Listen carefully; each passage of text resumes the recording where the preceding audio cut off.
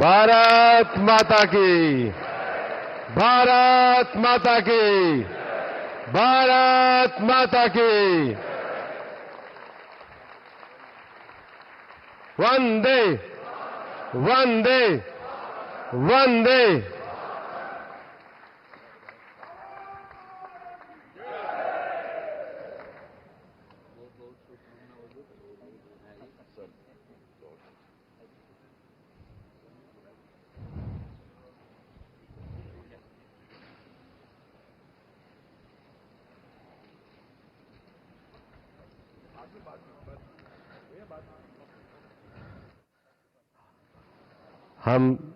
हम सब लोगों के लिए हर्ष, गौरव और सौभाग्य का विषय है कि एनडीए के हमारे नेता के रूप में माननीय नरेंद्र मोदी जी से हम निवेदन करेंगे कि वो हम सब लोगों को भारत के उज्जवल भविष्य के लिए संबोधन प्रदान करें। हम सब लोग करतल ध्वनि से माननीय प्रधानमंत्री जी का अभिनंदन और स्वागत करते हैं।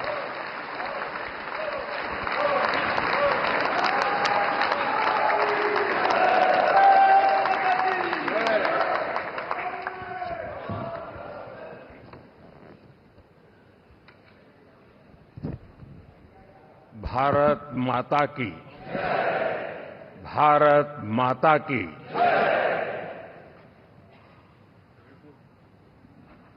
मैं सबसे पहले तो इस सभागृह में उपस्थित एनडीए घटक दलों के सभी नेतागण, नवनिर्वाचित सभी सांसदगण और हमारे राज्यसभा के भी सांसदगण, आप सबका हृदय से बहुत बहुत आभार व्यक्त करता हूं।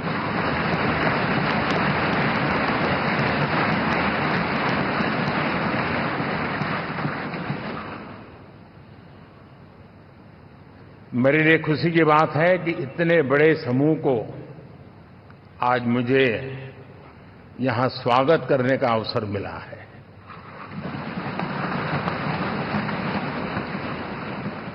जो साथी विजयी होकर के आए हैं वे सभी अभिनंदन के अधिकारी हैं, लेकिन जिन लाखों कार्यकर्ताओं ने दिन रात परिश्रम किया है,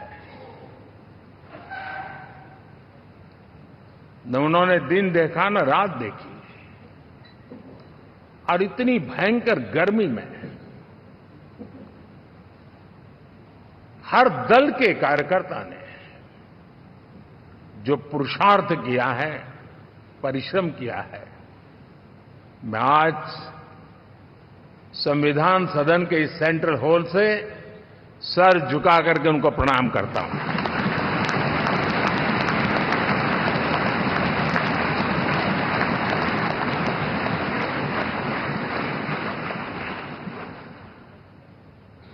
साथियों, मेरा बहुत सौभाग्य है कि एनडीए के नेता के रूप में आप सब साथियों ने सर्वसम्मति से चुन करके मुझे एक नया दायित्व दिया है, और इसके लिए मैं आपका बहुत बहुत आभारी हूं।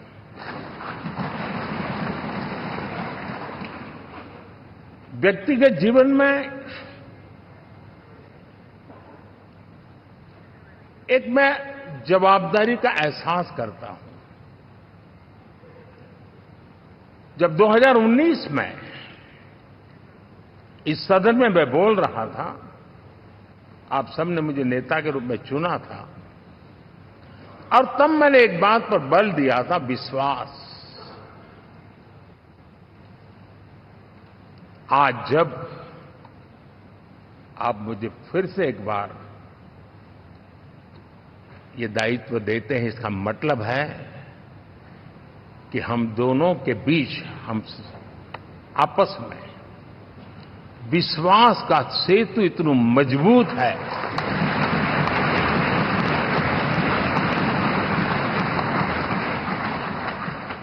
ये अटूट रिश्ता विश्वास की मजबूत धरातल पर है और ये सबसे बड़ी पूंजी होता है। और इसलिए ये पल मेरे लिए भावुक करने वाले भी हैं और आप सबके प्रति जितना धन्यवाद करूं उतना कम है।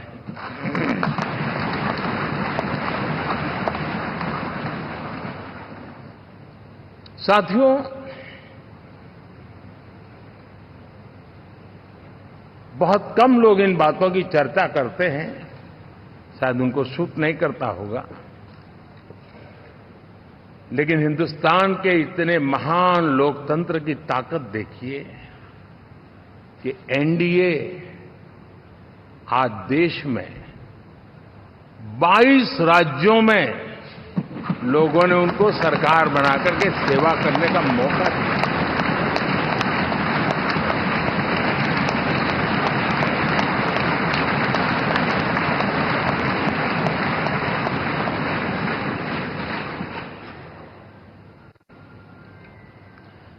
हमारा ये अलायंस सच्चे अर्थ में भारत की असली जो स्पिरिट है, जो भारत का आत्मा है, भारत की जड़ों में जो रचा बसा है, उसका एक अर्थ में प्रतिबिंब है।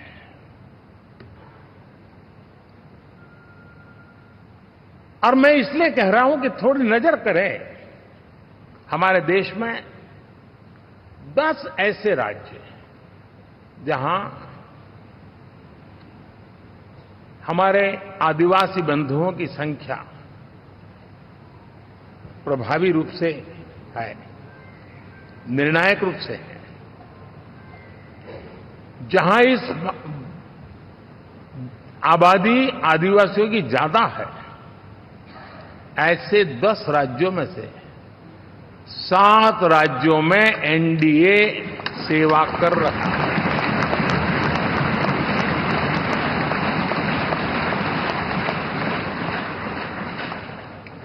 साथियों, हम सर्वपंथ संभाव के हमारे संविधान को समर्पित है और देश में चाहे हमारा गोवा हो या हमारा नॉर्थ ईस्ट हो, जहां बहुत बड़ी मात्रा में हमारे ईसाई भाई बहन रहते हैं, आज हम उन राज्यों में भी एनडीए के रूप में सेवा का अवसर हमें मिला हुआ है।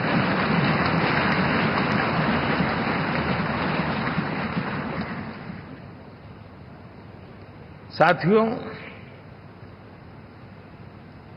प्री पोल अलायंस हिंदुस्तान के राजनीतिक इतिहास में और हिंदुस्तान की राजनीति में गठबंधन के इतिहास में प्री पोल अलायंस इतना सफल कभी भी नहीं हुआ है जितना कि एनडीए हुआ।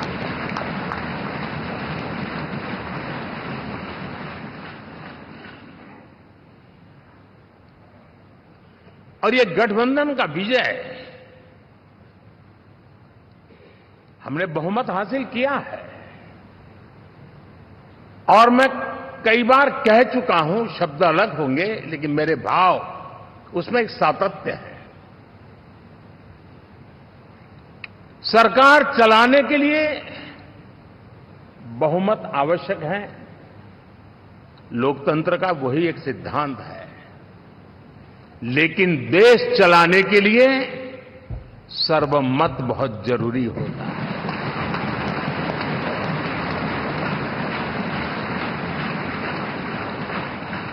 और मैं आज देशवासियों को यहां से विश्वास दिलाना चाहता हूं कि आपने जिस प्रकार से हमें बहुमत देकर के सरकार चलाने का सौभाग्य दिया है, ये हम सबका दायित्व है कि हम सर्वमत का निरंतर प्रयास करेंगे और देश को आगे ले जाने के लिए हम कोई कोर कसर नहीं छोड़ेंगे।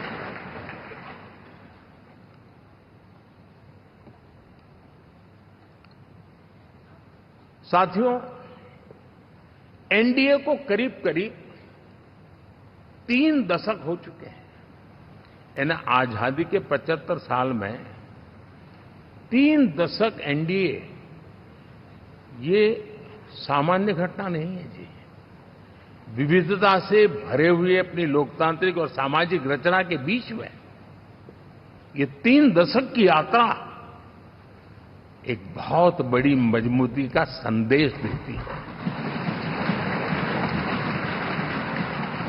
और मैं आज बड़े गर्व के साथ कहता हूं कि किसी एक समय वो था कि संगठन के कार्यकर्ता के रूप में इस अलायंस का हिस्सा था, व्यवस्थाओं से जुड़ा रहता था, और आज सदन में बैठ करके आपके साथ काम करते करते मेरा भी नाता इससे 30 साल का रहा है। और मैं कह सकता हूं, हकीकतों के तथ्यों के आधार पर कह सकता हूं, ये सबसे सफल अलायंस है।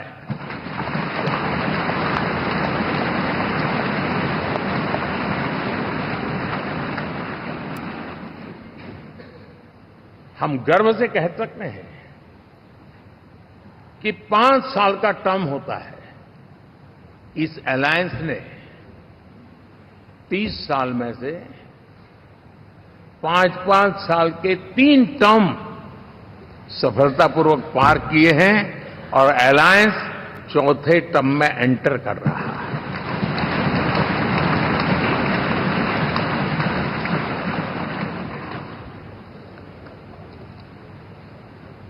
साथियों,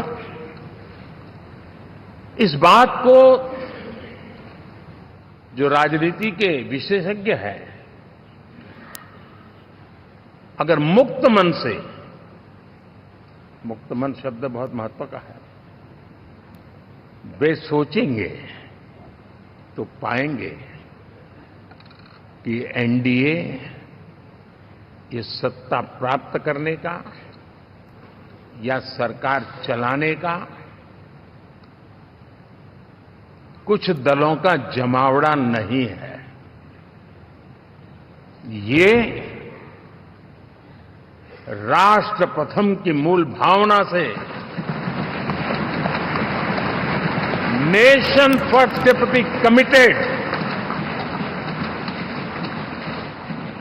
वैसा ये समूह है। और 30 साल का लंबा कालखंड शुरू में शायद असेंबल हुआ होगा, लेकिन आज मैं कह सकता हूं कि भारत के राजनीतिक व्यवस्था में एक ऑर्गेनिक अलायंस है।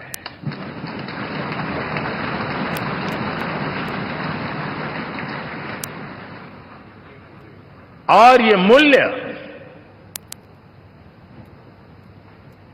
श्रद्धेय अटल बिहारी वाजपेयी, श्री प्रकाश सिंह जी बादल, श्री बाला साहब ठाकरे, श्री जॉर्ज फर्नांडिस, श्री शरद यादव, अनगिनत नाम मैं कह सकता हूं। इन लोगों ने जिस बीज को बोया था, वो आज भारत की जनता ने विश्वास का सिंचन कर करके उस बीज को वटवृक्ष बना दिया है।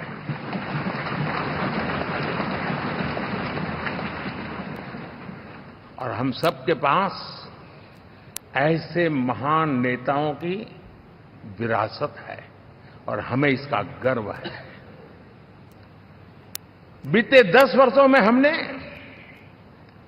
एनडीए की उसी विरासत, उसी मूल्यों को लेकर के निरंतर आगे बढ़ने का और देश को आगे बढ़ाने का प्रयास किया।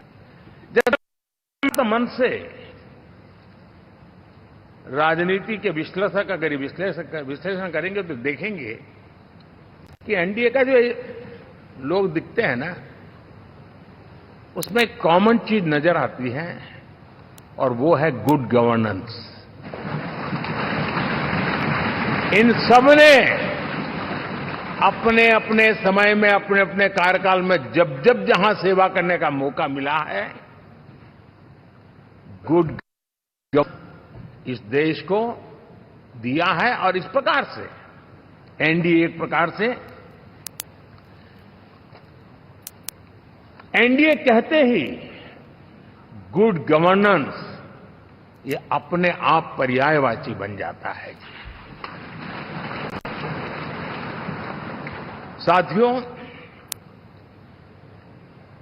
हम लोगों के सभी के कार्यकाल में, चाहे मैं गुजरात में रहा हूं या बाबू हमारे आंध्र में रहे हो या नीतीश जी ने के लिए भरपूर सेवा की हो, हम सबके अंदर केंद्र बिंदु में गरीब का कल्याण केंद्रस्थ रहा है।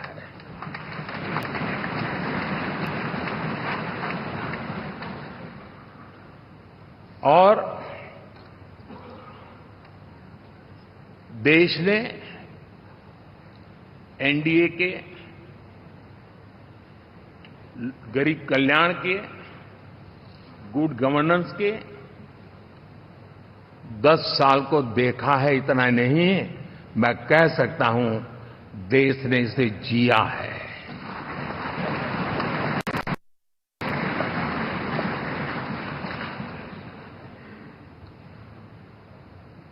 जनता जनार्दन ने सरकार क्या होती है, सरकार क्यों होती है, सरकार किसके लिए होती है, सरकार कैसे काम करती है, इसको पहली बार अनुभव किया है। वरना जनता और सरकारों के बीच में एक खाई की व्यवस्था ही बनी हुई थी। हमने उसको पाठ दिया है। हमने सबका प्रयास का मंत्र देश को नई ऊंचाई पर ले जाने के लिए चरितार्थ करके देखा है। साथियों, एनडीए सरकार में हम अगले 10 साल में, मैं बहुत जिम्मेवारी के साथ कह रहा हूं, अगले 10 साल में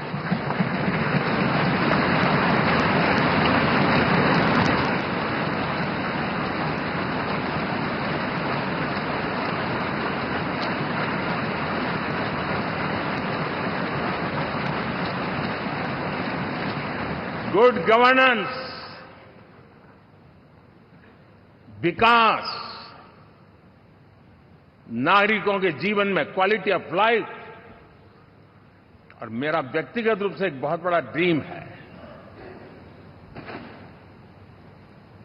मैं लोकतंत्र की समृद्धि को जब सोचता हूं तो मैं चाहता हूं कि सामान्य मानवीय के जीवन में से, और खास करके मध्यम वर्ग, उच्च मध्यम वर्ग, उनके जीवन में से सरकार की दखल जितनी कम हो उतनी लोकतंत्र की मजबूती है।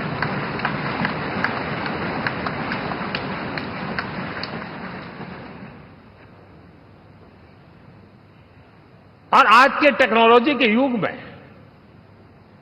बहुत आसानी से हम, वरना एक दिन में 10 काम हो तो 10 अलग अलग वो सारी चीजें मांगेंगे। हम बदलाव चाहते हैं। गुड गवर्नेंस का ये भी एक महत्वपूर्ण पहलू है। देखिए, हम विकास का नया अध्याय लिखेंगे, गुड गवर्नेंस का नया अध्याय लिखेंगे, जनता जनार्दन की भागीदारी का नया अध्याय लिखेंगे, और सब मिलकर के विकसित भारत के सपने को साकार करके रहेंगे।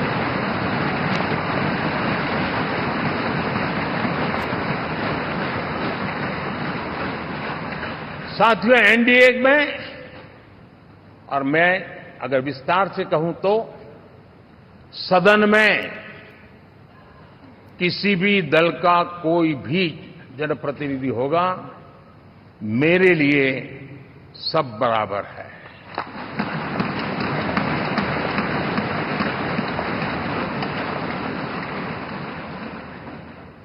जब मैं सबका प्रयास की बात करता हूं तो मैं सदन में भी, चाहे वो लोकसभा हो या राज्यसभा हो, हमारे लिए सब बराबर है। और यही एक भाव है जिसके कारण 30 साल से एनडीए अलायंस मजबूती के साथ आगे बढ़ा है। अपना पराया कुछ नहीं है। सबको गले लगाने में हमें कभी कोई कमी नहीं रखी है। उसी का परिणाम है कि जनता का विश्वास भी जीत पाते हैं। साथियों, हमने 2024 में जिस टीम भावना से काम किया है और ग्रास रूट लेवल पे किया है, सिर्फ फोटो ऑप करना, नेता मिलकर के हाथ हिलाएं और फिर तुम्हारे रास्ते में मेरे रास्ते, ऐसा नहीं। ग्रास रूट लेवल तक सबने मिल करके ये जो काम किया है, और उसी ने हमें ऑर्गेनिक अलायंस का सामर्थ्य दिया है।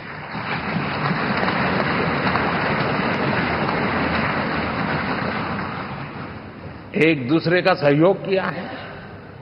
हर किसी ने यही सोचा, जहां कम वहां हम। अगर कोई कमी है तो मैं आऊंगा, मैं मेहनत करूंगा, लेकिन तुम्हें कमी नहीं रहने दूंगा। जहां कम वहां हम, ये हर कार्यकर्ता ने जी करके दिखाया है, और तभी तो जीत आती है। साथियों, कभी कभी मैं कह सकता हूं कि हमारा 10 साल का अनुभव है, भारत के हर क्षेत्र का और भारत के हर नागरिक का जो एस्पिरेशंस हैं, रीजनल एस्पिरेशंस हैं, वे और नेशनल एस्पिरेशंस, इसका एक अटूट नाता होना चाहिए। इसके बीच में हवा तक गुजर न सके, इतना जुड़ाव होना चाहिए, तब देश आगे बढ़ता है।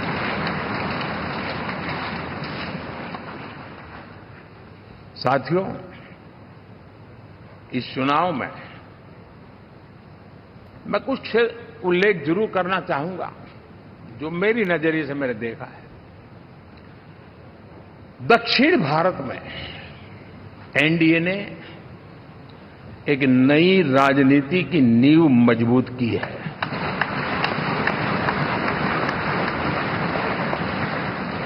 अब देखिए, कर्नाटक एंड तेलंगाना, अभी अभी तो इनकी सरकारें बनी थी, लेकिन पल भर में ही लोगों का विश्वास टूट गया, भ्रम से लोग बाहर आ गए और एनडीए को गले लगा दिया।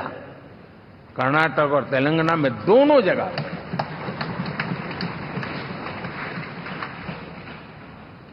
साथियों, तमिलनाडु, मैं तमिलनाडु की टीम को भी बधाई देना चाहूंगा।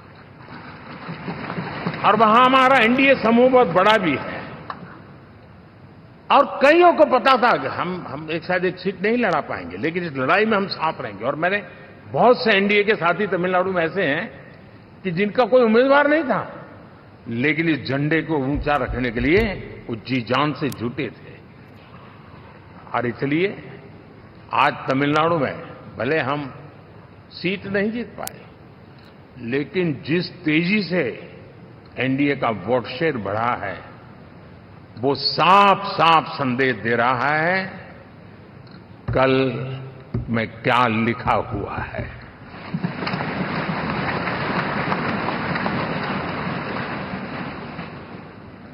साथियों, पुडुचेरी हो, केरला, हमारे सैकड़ों कार्यकर्ताओं के बलिदान हुए हैं। यूडीएफ हो या एलडीएफ हो, शायद हिंदुस्तान के राजनीतिक जीवन में इतना जुल्म एक विचारधारा को लेकर के जीने वाले लोगों पर हुआ होगा तो सिर्फ मैं कह सकता हूं केरल में हुआ है। जम्मू कश्मीर से भी ज्यादा हुआ है। उसके बावजूद भी सामने कहीं विजय नजर नहीं आता था। उन्होंने परिश्रम की पराकाष्ठा में कभी पीछे नहीं रहे। पीढ़ियां खपा दी और आज पहली बार संसद में केरल से हमारा प्रतिनिधि बन के आया।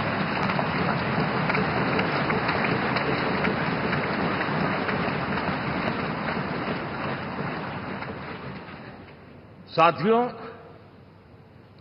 अरुणाचल में हमने लगातार हमारी सरकार बनती रही है और भारी समर्थन से बनती है। सिक्किम में भी हमारे एनडीए की सरकार करीब करीब क्लीन स्वीप के साथ, अरुणाचल क्लीन स्वीप। आंध्र, मैं अबू बाबू को पूछ रहा था, बोले हिस्टोरिकली ये सबसे हाईएस्ट विक्ट्री है।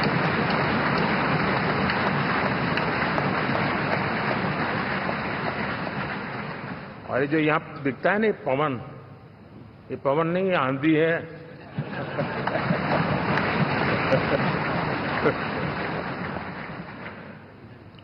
आंध्र ने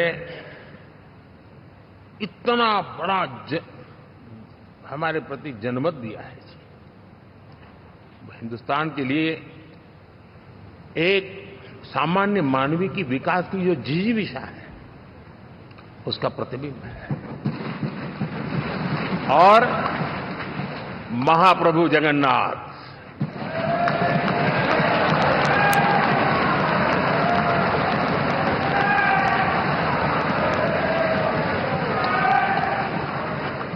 और मैंने अनुभव किया हमेशा।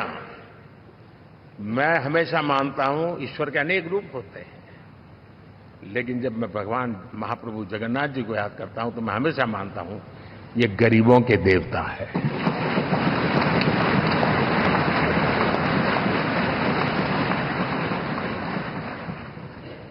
और वहां जो क्रांति रूप परिणाम आया है, मैं इसे एक रिवॉल्यूशन देख रहा हूं। और मैं इसके साथ कह सकता हूं कि विकसित भारत का हमारा जो सपना है, आने वाले 25 वर्ष, पहले मैंने 10 साल कहा था, या मैं 25 साल कह रहा हूं, आने वाले 25 साल महाप्रभु जगन्नाथ जी की कृपा से उड़ीसा देश की विकास यात्रा के ग्रोथ इंजन पैकी एक होगा।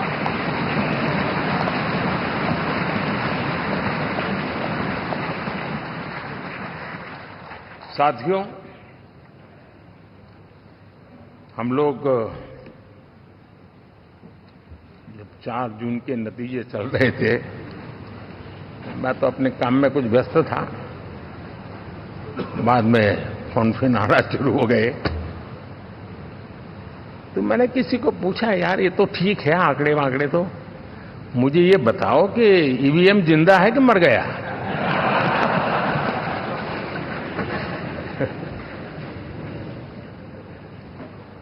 क्योंकि ये लोग तय करके बैठे थे कि भारत के लोकतंत्र और लोकतंत्र की प्रक्रिया के प्रति विश्वास ही लोगों का उठ जाए, और लगातार ईवीएम को गाली देना। और मुझे तो लगता था कि शायद इस बार वो ईवीएम की अर्थी का जुलूस निकालेंगे, लेकिन 4 जून शाम आते आते उनको ताले लग गए, ईवीएम ने उनको चुप कर दिया। ये ताकत है भारत के लोकतंत्र की, ये ताकत है भारत की निष्पक्षता की, ये भारत की ताकत है भारत के चुनावी तंत्र की, चुनाव आयोग की। और मैं मानता हूं कि ये आशा करता हूं कि 5 साल तो अब ईवीएम शायद मुझे नहीं सुनाई देगा, लेकिन जब 29 में हम जाएंगे तो फिर से शायद ईवीएम को लेकर के नाचने की शुरुआत करेंगे, क्योंकि इनके सुधरने की संभावना बहुत कम है। आप देखिए, चुनाव के समय मैंने पहली बार देखा शायद हर तीसरे दिन इलेक्शन कमीशन के काम में रुकावट आए, इसके लिए सुप्रीम कोर्ट के दरवाजे खटखटाए गए, भांति भांति की एप्लीकेशन, और एक ही टोली थी। और लोकतंत्र के प्रति जिनका भरोभार अविश्वास है, ऐसे लोग सुप्रीम कोर्ट का उपयोग करते हुए कैसे रुकावट डाले, इसका निरंतर प्रयास करते रहे। और चुनाव आयोग की ताकत का एक बड़ा हिस्सा अदालतों में, इस पीक आवर्स में, चुनाव के पीक आवर्स में, यानी कितनी निराशा लेकर के ये लोग मैदान में आए थे कि उन्होंने पूरा हमला उसी इंस्टीट्यूट पे लगा दो ताकि चुनाव के कोई भी परिणाम आए, हम दुनिया के सामने भारत को भी बदनाम कर लें। ये षड्यंत्र का हिस्सा था दोस्तों, और कभी भी देश उनको माफ नहीं करेगा। साथियों, इंडी गठबंधन वाले जब ईवीएम का विरोध करते हैं तो मैं सिर्फ एक चुनाव के रूप में नहीं देख रहा। मैं मानता हूं ये लोग मन से पिछली शताब्दी के सोच वाले लोग हैं। वे टेक्नोलॉजी को हम महत्व न समझते हैं, न टेक्नोलॉजी स्वीकार करने को तैयार है। और ये सिर्फ ईवीएम में दिखाई दिया, ऐसा नहीं, यूपीआई में दिखाया। जब हमने कहा कि हिंदुस्तान के लोग डिजिटल ट्रांजैक्शन करेंगे, फिनटेक की दुनिया में आज हिंदुस्तान का नाम हो गया, मानने को तैयार नहीं। आधार आज देश की एक पहचान बना है। मैं तो देख रहा हूं कि मुझे कई देश कहते हैं कि हमें आधार की पद्धति से आगे बढ़ना है, आप कैसे मदद कर सकते हैं। उस आधार को रोकने के लिए सुप्रीम कोर्ट में बार बार जाकर के परेशानियां पैदा की। यानी मूलतः ये प्रगति के विरोधी, आधुनिकता के विरोधी, टेक्नोलॉजी के विरोधी इंडी अलायंस हमने देखा है। साथियों, इस देश के लिए ये भी चिंता का विषय है कि विश्व में भारत के लोकतंत्र की ताकत को कम आंकने का प्रयास, और कितना एक्सट्रीम है। मैं दुनिया में ढोल पीट रहा हूं कि हम मदर ऑफ डेमोक्रेसी है, और ये दुनिया में जाकर के बता रहे नहीं हमारे देश में तो डेमोक्रेसी ऐसा कुछ नहीं, कि वो मोदी बैठ गया है, वो एक चाय बेचने वाला यहां पहुंच कैसे गया, कुछ तो गड़बड़ की होगी। ये जो इनकी मनस्थिति है जी, भारत के नागरिकों को चुनाव प्रक्रिया के प्रति अविश्वास पैदा करने का जो उनका षड्यंत्र है, मैं मानता हूं कि अब दुनिया भी भारत के लोकतंत्र की विविधता, विशालता, व्यापकता, गहनता, इन सबको भी जानने समझने के लिए आकर्षित होगी। ऐसे इस चुनाव के नतीजे में देख रहा हूं। साथियों, जब 1 तारीख को मतदान पूरा हुआ और 4 तारीख को काउंटिंग, इस बीच की चीजों को आप देखिए। योजनाबद्ध तरीके से देश को हिंसा की आग में झोंकने का बयान दिए जाते थे। यहां इकट्ठे होना, यहां पहुंचना, यहां करना। कुछ लोग इस चीज को गंभीर नहीं लेते हैं, लेकिन ये बहुत गंभीर है। आप भारत के लोकतंत्र को, पहले उसकी व्यवस्था को अनादर करते हो, अब परिणाम आने से पहले एक ऐसा माहौल बना दो कि बस आग लगा देंगे। हर प्रकार से उन शब्दों का अर्थ यही निकलता है कि उन्होंने देश को उस दिशा में ले जाने का प्रयास किया था। लगातार देश को गुमराह करने का प्रयास किया गया, देश के लोगों को बांटने का प्रयास किया। अरे, चुनाव एक ऐसा लोकोत्सव होता है कि ज्यादा से ज्यादा लोगों को हम जोड़े, तोड़ने के लिए नहीं होता है। लेकिन हर प्रकार से कोशिश यही की गई। साथियों, मैं मानता हूं कि 2024 के लोकसभा के चुनाव के जो नतीजे हैं, हर पैरामीटर से देखेंगे, दुनिया ये मानती है और मानेगी कि ये एनडीए का महाविजय है।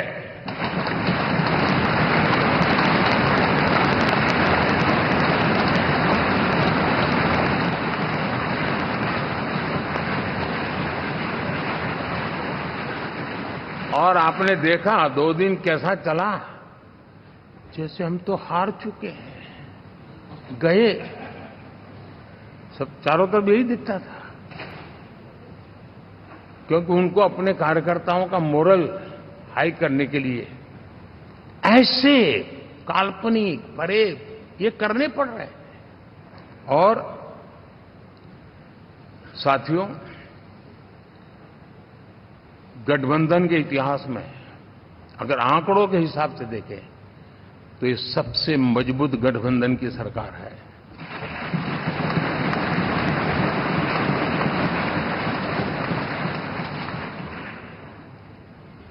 लेकिन कोशिश ये की गई कि इस विजय को स्वीकार न करना, उसको पराजय के छाया में डुबो के रखना, लेकिन उसकी ऐसी चीजों की बाल मृत्यु हो जाती है और हो भी गई। लेकिन देशवासी जानते हैं कि न हम हारे थे न हम हारे हैं।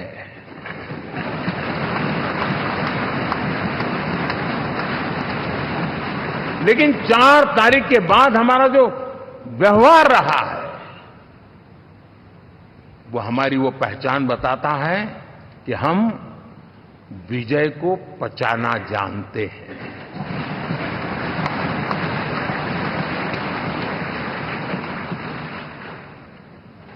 हमारे संस्कार ऐसे हैं कि विजय की गोद में उन्माद पैदा नहीं होता है और न ही पराजित लोगों के प्रति उपहास करने के हमारे संस्कार हैं। हम विजय को भी पचाते हैं और पराजित का भी उपहास करने की विकृति हम नहीं पालते, ये हमारे संस्कार हैं। अब किसी भी बालक को पूछो कि भाई लोकसभा के चुनाव के पहले सरकार किसकी थी, तो कहेगा एनडीए। 24 के नतीजों के बाद सरकार किसकी बनी, एनडीए। फिर हारे कहां से भाई? पहले भी एनडीए थी, आज भी एनडीए और कल भी एनडीए है।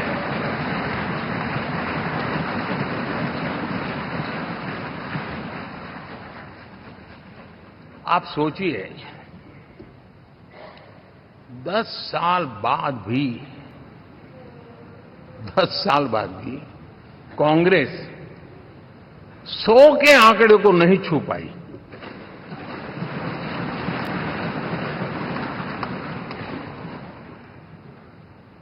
और अगर मैं 14, 19 और 24 3 चुनावों को जोड़ करके कहूं,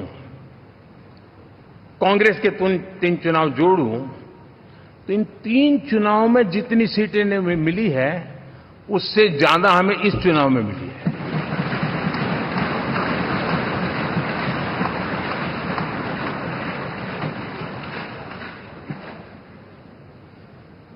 और मैं साफ देख रहा हूं साथियों, एनडीए वालों को अंदाज नहीं है।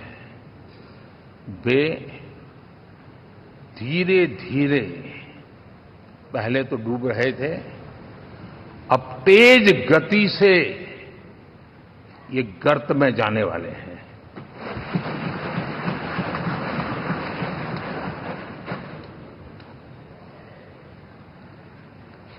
साथियों, इंडिया अलायंस वाले देश के सामान्य नागरिकों की जो समझ है, आज भी वो उसके सामर्थ्य को समझ नहीं पाए हैं या समझना चाहते नहीं है। भारत के सामान्य व्यक्ति की भी एक समझ है, और जो जमीन से जुड़ा रहता है ना, वो समझ को छूता है, समझता है, पहचानता है, वो वहां नहीं है। साथियों, इन लोगों का जो व्यवहार रहा है 4 तारीख के बाद, मैं आशा करता था कि वे लोकतंत्र का सम्मान करेंगे, लेकिन उनके व्यवहार से लगता है कि शायद उनमें ये संस्कार आए, इसके लिए हमें और इंतजार करना पड़ेगा। और तो मैं ज्यादा कुछ कह नहीं सकता। और ये वो लोग हैं जो खुद की पार्टी के पीएम का अपमान करते हैं, उसके निर्णयों को फाड़ देते थे। खुद की पार्टी को विदेशी मेहमान आ जाए तो उसके लिए चेयर नहीं होती थी। ये सारे दृश्य आपने देखे हैं। ठीक। और मैं समझता हूं कि इन सारी स्थितियों में से हम लोकतंत्र की मजबूती और जनता जनार्दन के प्रति आस्था, इसको हम साथियों, लोकतंत्र हमें सबका सम्मान करना सिखाती है। विपक्ष में भी जो सांसद जीत करके आए हैं, मैं उनको भी बधाई देता हूं।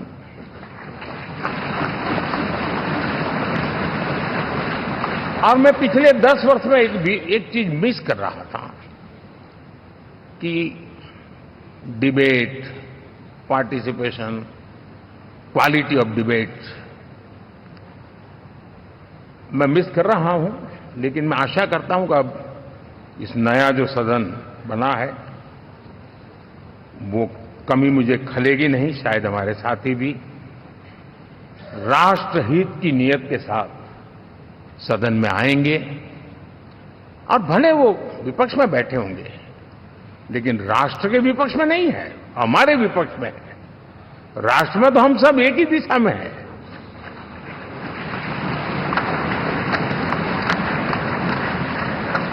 राष्ट्र में हमारा कोई पक्ष विपक्ष नहीं है। राष्ट्र में तो हम 140 करोड़ है। और मैं आशा करता हूं कि वो राष्ट्र हित की भावना को लेकर के सदन में आएंगे और सदन को समृद्धि देने में वे कुछ न कुछ योगदान करेंगे।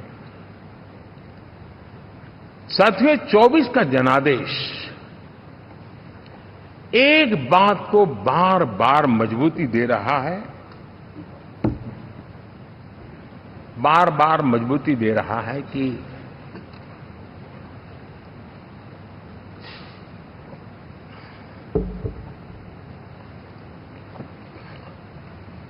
देश को आज के वातावरण में सिर्फ और सिर्फ एनडीए पर ही भरोसा है।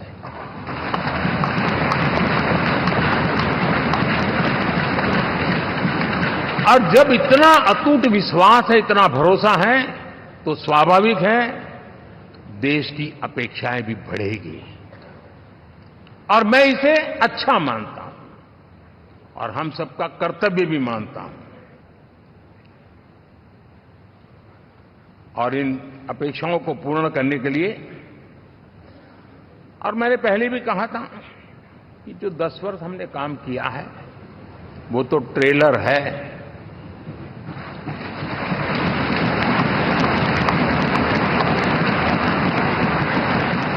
और वो मेरा चुनावी वाक्य नहीं था, ये मेरा कमिटमेंट है। हमें और तेजी से, और विस्तार से, और तेज गति से देश के आकांक्षाओं को पूर्ण करने में रत्ती भर भी विलंब नहीं करना है।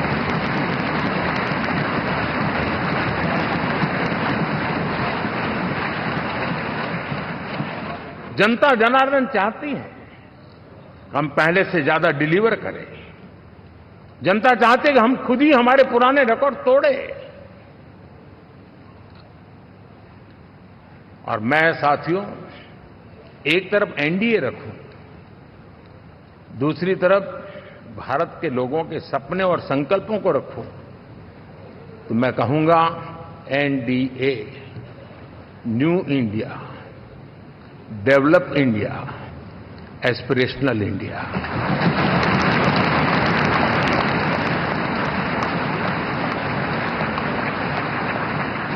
और इसी सपने और संकल्पों को पूरा करना, ये हम सबका संकल्प भी है, कमिटमेंट भी है, और हमारे पास रोड मैप भी है।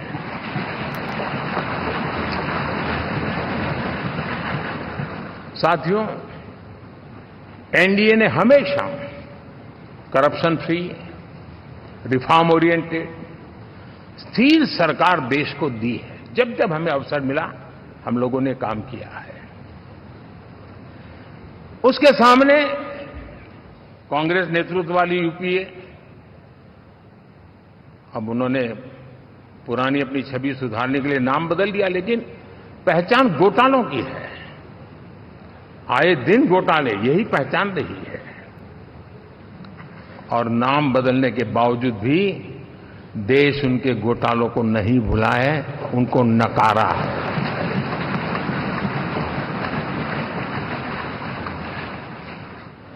और मैं कह सकता हूं साथियों, इंडी अलायंस वालों ने एक व्यक्ति का अपोज करने के वन पॉइंट एजेंडा के कारण देश की जनता ने उनको ही ऑपोजिशन में बिठा दिया है।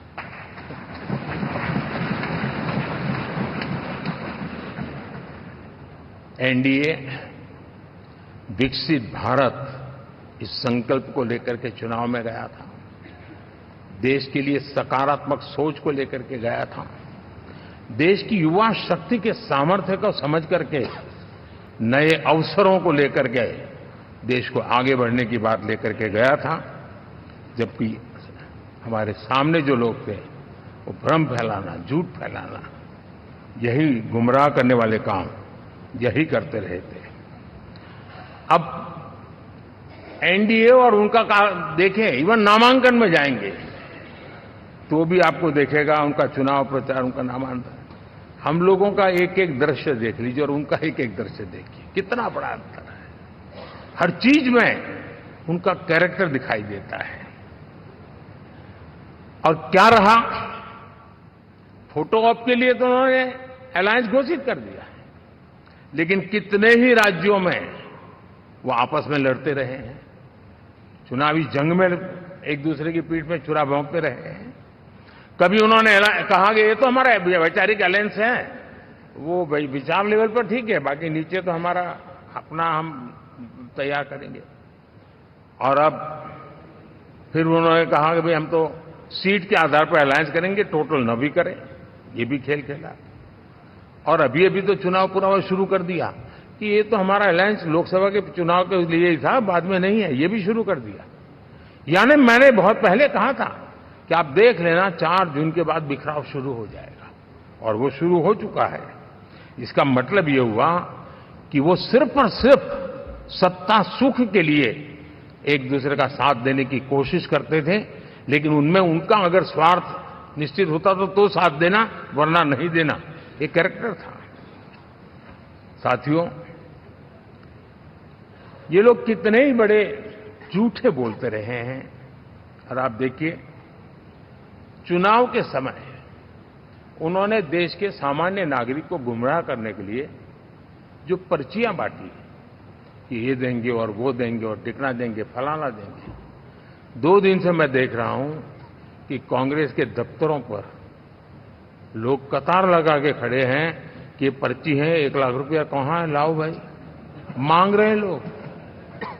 यानी आपने जनता जनार्दन की आंखों में कैसा उनको भ्रमित किया, कैसी आंख में धूल झोंक दी कि वो बेचारा सामान्य नागरिक मान के चलता था, हाँ भाई 4 जून के बाद रुपया मिल जाएगा, इसलिए वो जाके खड़ा रह गया। और अब उसको धक्का मारा जा रहा है, डंडे मारे जा रहे हैं, वहां से निकाला जा रहा है। अब इस प्रकार का चुनाव, ये अपने आप में देश के गरीबों का अपमान है, हमारे देश के सामान्य नागरिकों का अपमान है। और कभी भी देश ऐसी हरकतों को न भूलता है, न ही कभी माफ किए बिना माफ कभी करता है।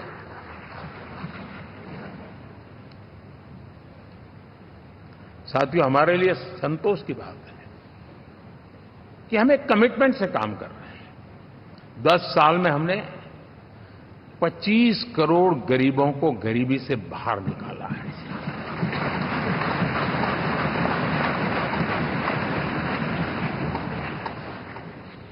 गरीब कल्याण का एक सुरक्षित मजबूत कवच दिया है हमने उसको, और उसके अंदर भी एक नए एस्पिरेशंस पैदा हुए हैं कि हां, अब मुझे गरीब नहीं रहना है, और उसके लिए मुझसे जो हो सके मैं हर अवसर का फायदा उठाऊंगा।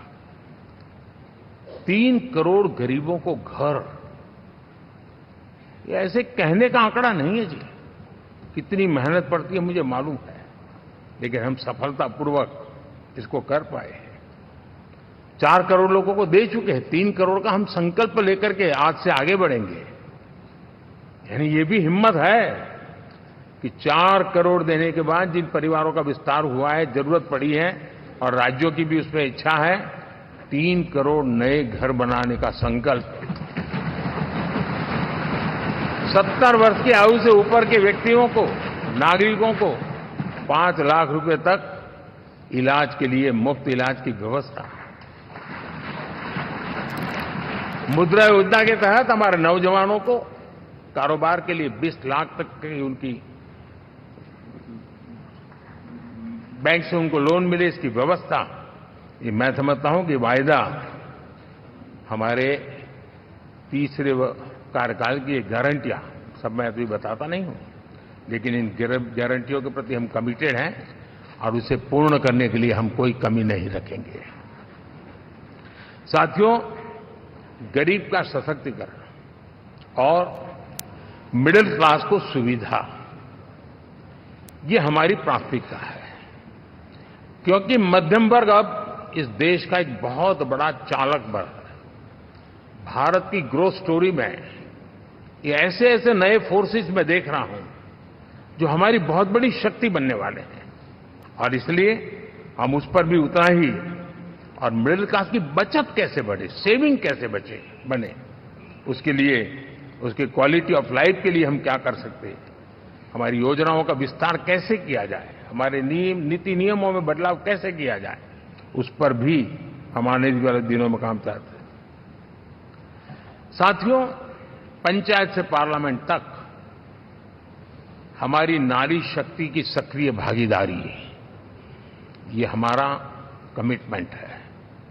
और हमने हमारे पिछले कार्यकाल में नारी शक्ति वंदन अधिनियम करके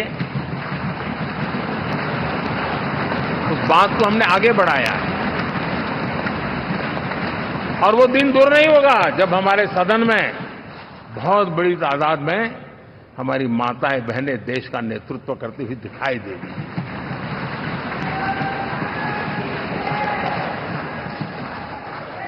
इस पूरे चुनाव में हम सबसे ज्यादा महिला उम्मीदवारों को टिकट देने वाली पार्टी रहे हैं, ये हमारा कमिटमेंट है।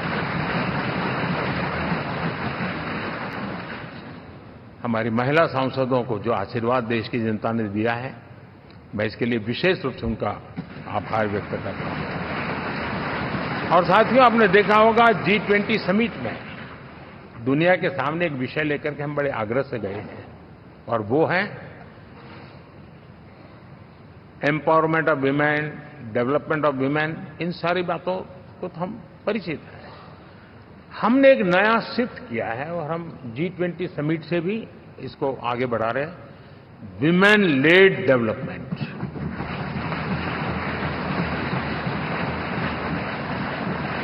एक बार हमारा इस प्रकार का कमिटमेंट बनता है तो परिवर्तन बिल्कुल साफ नजर आता है। साथियों, एनडीए का ये कार्यकाल बड़े फैसलों का है, तेज विकास का है, और अब हम समय गंवाना नहीं चाहते कि हम 5 नंबर की इकोनॉमी से 3 नंबर की इकोनॉमी पर पहुंचना।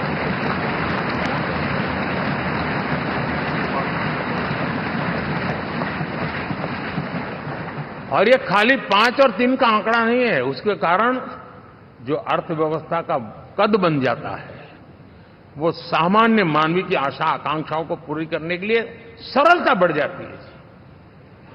देश के लिए जो जरूरतें हैं वो आराम से पूरी करने का सामर्थ्य बन जाता है, और इसलिए हम उस दिशा में बड़ी कोशिश करके आगे बढ़ना चाहते हैं। राज्यों का सहयोग भी उसमें उतना ही महत्वपूर्ण है, और भारत के संविधान ने हमसे जिस प्रकार का दिशा निर्देश किया है कोऑपरेटिव फेडरलिज्म का, लेकिन मैंने उसमें आग्रह रखा है कॉम्पिटिटिव कोऑपरेटिव फेडरलिज्म। हमारे राज्यों के बीच में भी तंदुरुस्त स्पर्धा हो, राज्य और केंद्र के बीच में भी तंदुरुस्त स्पर्धा हो, हम अच्छा करने की स्पर्धा करें और उस दिशा में हम आगे बढ़ना चाहते हैं। और हमने देखा है कि जब मैं कॉम्पिटिटिव कोऑपरेटिव फेडरलिज्म की बात करता हूं, आपने देखा G20 समिट हम एक जगह पे कर सकते थे, हम भी मालाएं पहन करके फोटो निकलवा सकते थे, लेकिन हिंदुस्तान के अनेक शहरों में 200 से ज्यादा मीटिंगें हुई और दुनिया भर के नीति निर्धारक जो कहे G20 देशों के और बाकी भी 5-7 देशों के, वो हिंदुस्तान के कोने कोने में गए, उनके देशों में जाकर के भारत की विविधता, भारत की विशालता, इसकी चर्चा कर रहे हैं। उनके लिए आश्चर्य है, हमने तो दिल्ली आकर के वापिस जाते थे, पता ही नहीं था कि देश इतना बड़ा है। ये अपनी एक ताकत का परिचय हुआ है। हमने कोविड में देखा, राज्यों के साथ कोऑपरेशन के साथ हमने जिस प्रकार से लड़ाई लड़ी और एक सूत्र में रह करके लड़े, दल किसी का भी हो सरकार में, लेकिन हमने इस काम को किया क्योंकि हमारा कोऑपरेटिव फेडरलिज्म के प्रति कमिटमेंट है। एस्पिरेशनल डिस्ट्रिक्ट एक ऐसा मॉडल है गवर्नेंस का जिसमें राज्य भी उतना ही सक्रियता से हमारे साथ जुड़े हुए हैं और दुनिया के लिए जो डेवलपिंग कंट्रीज हैं उनके लिए गवर्नेंस का एक ऐसा मॉडल प्रस्तुत हो रहा है जिसका अब तो केस स्टडी के रूप में दुनिया के अनेक यूनिवर्सिटी केस स्टडी करना शुरू की है। अब उसको हम आगे बढ़ाते हुए एस्पिरेशनल ब्लॉक की तरफ ले जा रहे हैं ताकि हमारे ग्रासरूट लेवल पे भी जो वीक एरियाज हैं, जहां सुविधाएं अभी सामान्य एवरेज से भी नीचे हैं, उसको हम जल्दी से जल्दी उस स्टेट की एवरेज तक लाना चाहते हैं। देश का रीजन कोई भी क्षेत्र हो, सर्वांगीण विकास को लेकर के हम चले। साथियों, गत 10 वर्ष में इंफ्रास्ट्रक्चर के क्षेत्र में हमने एक बहुत बड़ा यानी सोचने में भी बदलाव लाए। जमीन पर तो लाए, वरना हमारे देश में सोचा चलेगा यार, अरे एक बार कर लो ना, उस सहारे में से बदलाव नहीं। अब तो अच्छा ही चाहिए, बड़ा ही चाहिए, जल्दी से जल्दी पहुंचाने वाला चाहिए। सामान्य मानवीय के मन को हमने इससे प्रेरित भी किया है और पुरुषार्थ करके हमने उस दिशा में काम किया है। 5 साल में हमें गति शक्ति यानी इस प्रकार के प्लेटफॉर्म पर जो काम किया है, जो काम 6-6, 8-8 महीने तक नहीं होता था, वो आज 15-20 दिन में कर सकते हैं। सर, टेक्नोलॉजी का उपयोग करके हम काम कर रहे हैं और ये जब होता है तो उसका मूल फायदा देश के नौजवानों के लिए रोजगार के अति अवसर बन जाते हैं। उनके लिए जीवन में सिलेक्शन के लिए बहुत बड़ा दायरा बढ़ जाता है और वो हमें साथियों, आज भारत दुनिया में विश्व के लिए एक नया मैन्युफैक्चरिंग हब के रूप में उभर रहा है। और जब हम मैन्युफैक्चरिंग हब कह रहे हैं तब सिर्फ इलेक्ट्रॉनिक गुड्स या सर्विसेज की मैं बात नहीं कर रहा हूं। मैं फूड प्रोसेसिंग में भी आज दुनिया में हम बहुत तेजी से आगे बढ़ रहे हैं और वो भारत के किसानों को बहुत बड़ी ताकत देने वाला है। उसी प्रकार से स्पेस हो, आर्टिफिशियल इंटेलिजेंस हो, स्टार्टअप्स की बात हो, स्किल जॉब अपॉर्चुनिटीज की बात हो, आज भारत बहुत तेजी से आगे बढ़ेगा, बढ़ रहा है, ये मेरा विश्वास है। साथियों, मुद्रा योजना, ड्रोन दीदी, विश्वकर्मा योजना, इसने भी नई संभावनाओं को जन्म दिया है। साथियों, हमारी संस्कृति, हमारी विरासत, उसके प्रति हम जितना ध्यान केंद्रित करेंगे, दुनिया के लिए आकर्षण का केंद्र बनेगा और इसलिए हम उन दिशा में, और मैं मानता हूं भारत के लिए टूरिज्म एक ऐसा एवेन्यू है जो गत शताब्दी में हमें कभी, यानी आज से लेकर के पीछे के 100 साल में कहूं, ऐसा अवसर नहीं मिला है जैसा आने वाले 25 साल में मिलने वाला है। दुनिया भारत की तरफ मुड़ने वाली है। अब हमारा काम है हम इसके लिए आवश्यक व्यवस्थाओं को विकसित करें, हमारी विरासत के प्रति हम हमारा पर्यटन का विकास करते हुए एक विन विन सिचुएशन का हम फायदा उठाएं और उसमें बहुत अधिक निवेश की संभावनाएं मैं देखता हूं। और ये ऐसा क्षेत्र है जिसमें हर स्तर के लोग कमाते हैं, गरीब से गरीब आदमी भी कमाता है और बड़ी बड़ी होटल वाला भी कमाता है, हर कोई इसमें कमाता है और हमने टूरिज्म के हम बल देना चाहते हैं, बहुत पोटेंशियल है। आज जो इंफ्रास्ट्रक्चर के क्षेत्र खुले हैं, इसका फायदा इसको मिलता है। एयरवे हो, रेलवे हो, हमारे एक्सप्रेस वे हो, ये हमारा यातायात जितना बेहतर हो और हमारा डिजिटल कनेक्टिविटी का जो काम है ये इसके लिए एक बहुत बड़ा पॉजिटिव ग्राउंड तैयार कर रहा है और जिसका फायदा मिलने वाला है। और जो वोकल फॉर लोकल और रीजनल टूरिज्म, इसको एक बल देने का काम है। साथियों, अब दुनिया एक नए युग में प्रवेश रही है। जिस समय औद्योगिक क्रांति हुई, उस समय हम गुलामी के दौर से गुजर रहे थे। तो औद्योगिक क्रांति का जितना फायदा लेना चाहिए हम नहीं ले पाए। अब एक नया युग शुरू हो रहा है, हरित युग, ग्रीन एरा। भारत के पास बहुत संभावनाएं हैं इसका नेतृत्व करने की, और हम इसके लिए आने वाले दिनों में ग्रीन हाइड्रोजन की बात हो, ग्रीन एनर्जी हो, या ग्रीन जॉब्स हो, या ग्रीन मोबिलिटी हो, इन सारे विषयों को हम इतनी तेजी से आगे बढ़ाना चाहते हैं ताकि इस हरित युग का नेतृत्व दुनिया में भारत का सामर्थ्य सिद्ध कर दें, ये हम चाहते हैं। साथियों, इसी सिलसिले में इस 5 जून को जब पर्यावरण दिवस था, 4 जून को नतीजे आ गए थे, तो उसी दिन मेरे मन में एक विचार आया कि कार्यक्रम 5 जून को हमने आरंभ किया, एक पेड़ मां के नाम। हर किसी को मां के प्रति श्रद्धा होती है, और मैं भी देशवासियों को कहूंगा कि आने वाले समय में कभी आपकी माताजी का जन्मदिन हो, क्या कोई और शुभ दिन हो, अपनी मां के नाम पर एक पेड़ लगाइए, और मां जीवित हैं तो साथ लेकर जाइए, उनकी फोटो आप सोशल मीडिया में अपलोड कीजिए, और मां नहीं है तो उनकी फोटो रख करके एक पेड़ लगाइए, और वो अपनी मां का भी सम्मान होगा और धरती मां की सेवा होगी। हम इन 2 माताओं की सेवा करें। साथियों, एनडीए, अब भारत आइसोलेशन में नहीं जी सकता। वैश्विक परिवेश में भारत की भूमिका दिनों दिन बहुत बढ़ती चली जा रही है। 2014 में जब एनडीए की सरकार बनी, पूरे विश्व में उसी एक पल से ही एक नया जिज्ञासा पैदा हुई, थोड़ी आशा के संकेत उनको नजर आने लगे, और फिर उस बदलाव बहुत बड़ा तेजी से आया। और पिछले 10 वर्ष में भारत ने जिन कामों को बढ़ लिया है, आज भारत की छवि विश्व बंधु की बन चुकी है। दोस्तों, विश्व हमें एक बंधु के रूप में स्वीकार कर रहा है, और जब दुनिया हमें विश्व बंधु के रूप में स्वीकारती है तो हमारी वैश्विक जिम्मेवारियों को भी हमने हमारे आने वाले रोड मैप में महत्व देना ही होगा। और भारत की सफल विदेश नीति ने अच्छे परिणाम भी दिए हैं।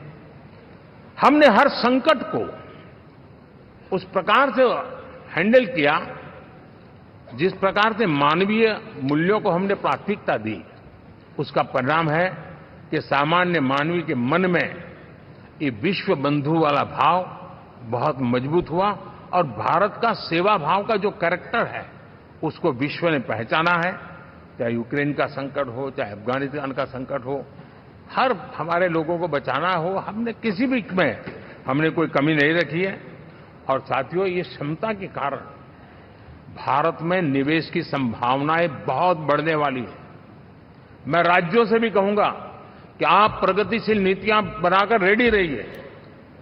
विश्व आज आपके आंगन पे दरवाजे पर दस्तक दे रहा है, और जो राज्य ज्यादा स्पष्ट नीतियों के साथ आएगा, जो राज्य उन कंपनियां विदेश आने वाले लोगों को ठीक से हैंडल करेगा, उसको बेनिफिट मिलने ही वाला है।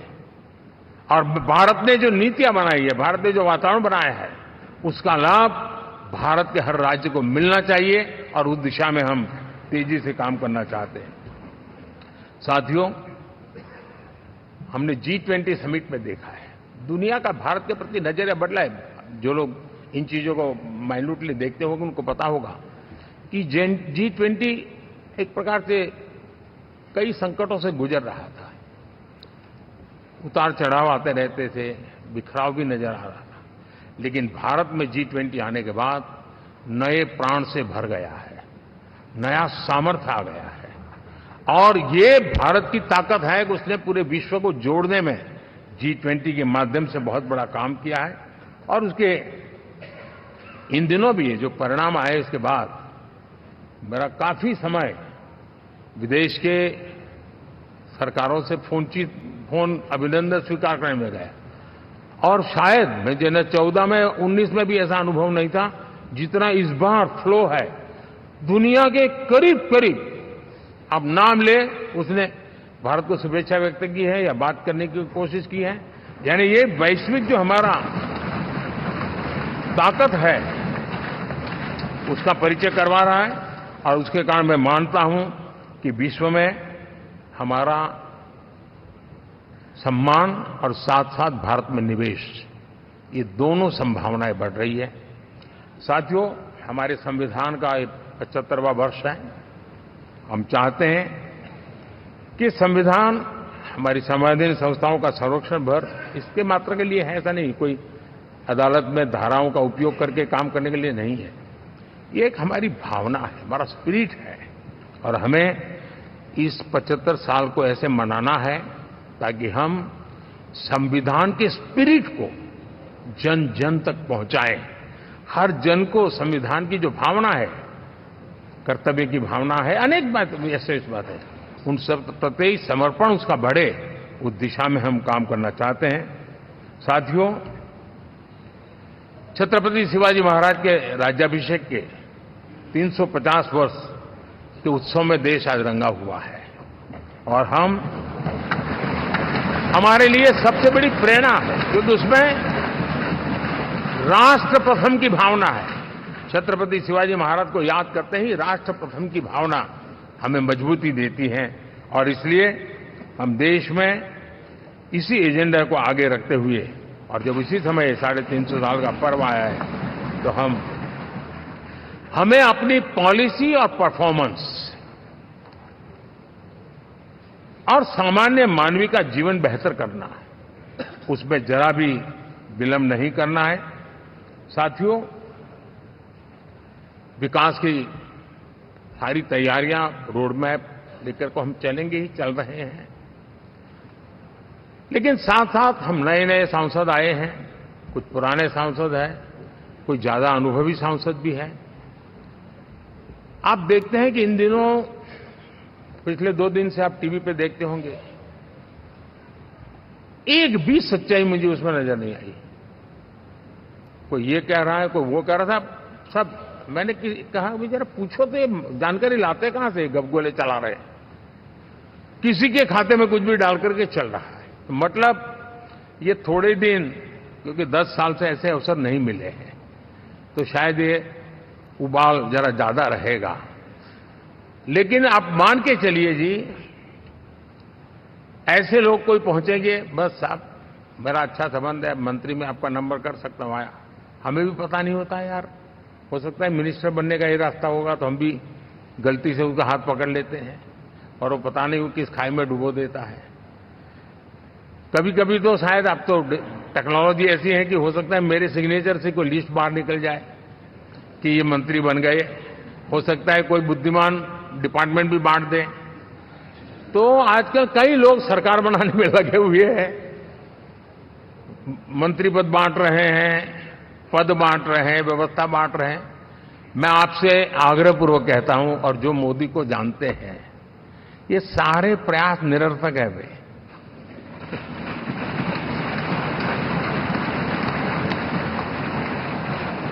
आप भी किसी का फोन आ जाए तो 10 बार वेरीफाई कीजिए कि जिसने फोन किया है वो सचमुच में अथॉरिटी है। अदरवाइज कोई भी कहे भाई आपका नाम हो गया है, सुबह परिवार को बुला लीजिए, शपथ समारोह में आना है, हो गया। तो ऐसी गपबाजी करने वाली एक बहुत बड़ी फौज रहती है। कुछ लोग आदतन करते रहते हैं, कुछ लोगों को मजाक आती है लेकर, और कुछ लोग बदिरादे से करते हैं। मेरा सभी सांसदों से आग्रह है कि हम इन सारे षड्यंत्रों का शिकार न बने। दूसरा, हमारे जो इंडिया अलायंस वालों ने इस चुनाव में फेक न्यूज में एक्सपर्टाइज कर लिया, डबल पीएचडी कर लिया उन्होंने। वो शायद इसका भरपूर उपयोग करेंगे। हम कृपा करके इन चीजों से दूर रहें, अफवाहों से दूर रहें। ये जो टीम बैठी है वो अनुभवी टीम है, मुझे भी सही सलाह देने वाली टीम है, और इसलिए टीम मिलकर के बहुत सही निर्णय करने वाली है। कृपा करके ब्रेकिंग न्यूज के आधार पर देश चलेगा नहीं, ये मान के चलिए।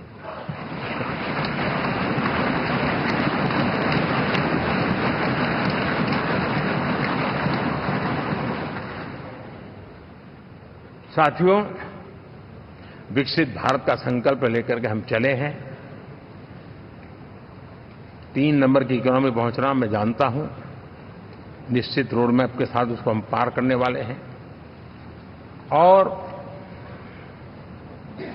मैंने पहले भी कहा था कि मेरा पल पल देश के नाम है, मेरा पल पल आप लोगों के नाम है। मैं 24/7 अवेलेबल हूं।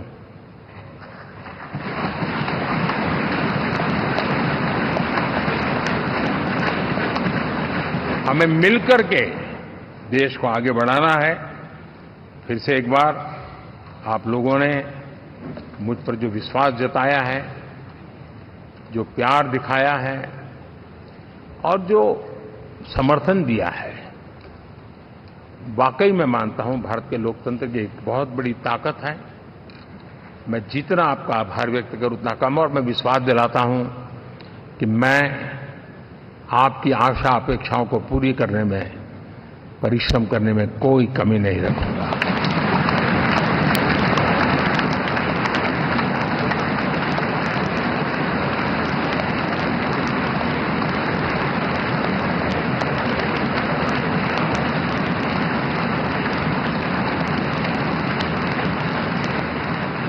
मेरे लिए जन्म सिर्फ और सिर्फ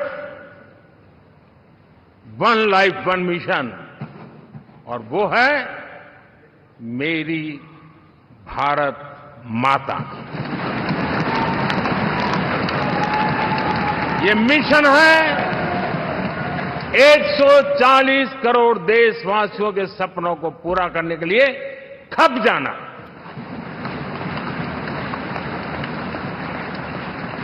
ये मिशन है 140 करोड़ देशवासियों को 1000 साल की मुसीबतों से जो गुजरी हुई पीढ़ी दर पीढ़ी है, उसे मुक्ति दिला करके सम्मान के साथ विश्व में मेरा हर देशवासी दुनिया उसे देखे तो उसका मन कर जाए, काश ये हिंदुस्तान का है, अरे नजर मिल जाए तो अच्छा होगा। ये मैं स्थिति पैदा करना है। उसका मन लालायित होना चाहिए, हिंदुस्तानी है, अरे यार जरा हाथ मिला लूं, कुछ एनर्जी मुझे भी आ जाए। मैं देश को इस ऊंचाई पे ले जाना चाहता हूं। और साथियों, मुझे पक्का विश्वास है आपका साथ, आपका सहयोग, आपका अनुभव बहुत बड़े परिणामों की संभावनाएं लेकर के आया है। लोकसभा का ये गठन उन सभी आकांक्षाओं को पूरा करेगा। मैं फिर एक बार आप सबका हृदय से बहुत बहुत धन्यवाद करता हूं।